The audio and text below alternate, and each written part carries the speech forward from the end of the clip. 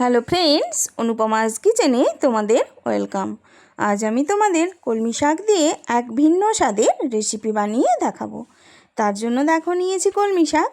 এই কলমি শাকগুলো আমার ছাদ বাগানের, বাজার থেকে কিনে এনে কলমি শাকটা আমি খেয়ে তার ডাঁটিগুলো আমি টবে লাগিয়েছিলাম, তার থেকেই নতুন কলমি শাক হয়েছে।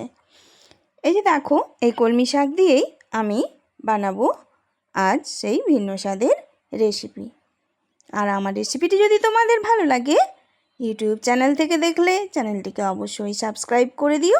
ফেসবুক পেজ থেকে দেখলে পেজটি ফলো করে দিও। লাইক কমেন্ট অবশ্যই করো। এই যে দেখো, কলমি শাক নিলাম আমি। এই কলমি শাকগুলো ভালো করে বেছে ছোট ছোট করে কেটে নেব। এতে আমি একটুখানি আলু দেব। আলুও সরু সরু করে কেটে ছোট ছোট করে দিয়ে দেব। এই যে দেখো, এইভাবে তোমরা কেটে নেবে।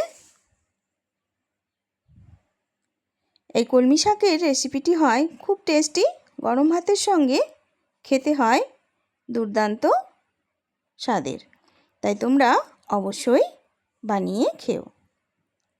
এই যে দেখো, এইভাবে ছোট ছোট করে আমি কেটে নিয়েছি। এই যে এইভাবে কাটতে হবে।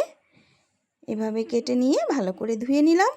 অপরদিকে কড়াইতে তেল গরম করে দিয়ে দিলাম চিংড়ি মাছ। চিংড়ি মাছ নুন হলুদ দিয়ে ভেজে আমি তুলে নিলাম।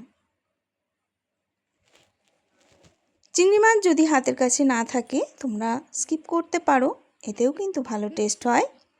এরপর কড়াইতে আবার একটুখানি তেল দিয়ে দিলাম কয়েকটা রসুন থেতো করে, আর দিলাম একটা মাঝারি সাইজের পেঁয়াজ কুচিয়ে, আর দিলাম কয়েকটা চেরা কাঁচা লঙ্কা। তারপরে কলমি শাকটা দিয়ে দিলাম, ভালো করে মিক্সড করে নিলাম। মিক্সড করে নিয়ে দিয়ে দিলাম পরিমাণ মতো নুন, একটুখানি হলুদের গুঁড়ো আর একটুখানি লঙ্কার গুঁড়ো। ঝালটা তোমরা যে যেমন খাও সেই মতো দেবে। ভালো করে ভাজা ভাজা করে নিলাম। জলটা শুকনো করে নিয়ে ভালো মতো ভাজা ভাজা করে নিয়ে ভেজে রাখা চিংড়ি মাছগুলো দিয়ে আবারও একটুখানি মিক্সড করে নিলাম। এরপর দিয়ে দিলাম আদা জিরে সর্ষে বাটা। ভালো করে মিক্সড করে নিয়ে দিয়ে দিলাম একটুখানি জল দিয়ে পরিমাণ মতো জল দিয়ে ঢেকে রান্না করব। জলটা শুকনো করে নিয়ে নামিয়ে সার্ভ করে দিলেই রেডি হয়ে যায় টেস্টি টেস্টি কলমি শাকের এই রেসিপি। আর আমার প্রসেস ফলো করে বানালে এই কলমি শাকের রেসিপির টেস্ট হবে দুর্দান্ত টেস্টের। তাই তোমরা অবশ্যই একবার আমার প্রসেস ফলো করে বানিয়ে খেও, কমেন্টে আমাকে অবশ্যই জানিও। আর আমার রেসিপিটি দেখার জন্য অনেক অনেক থ্যাংক ইউ।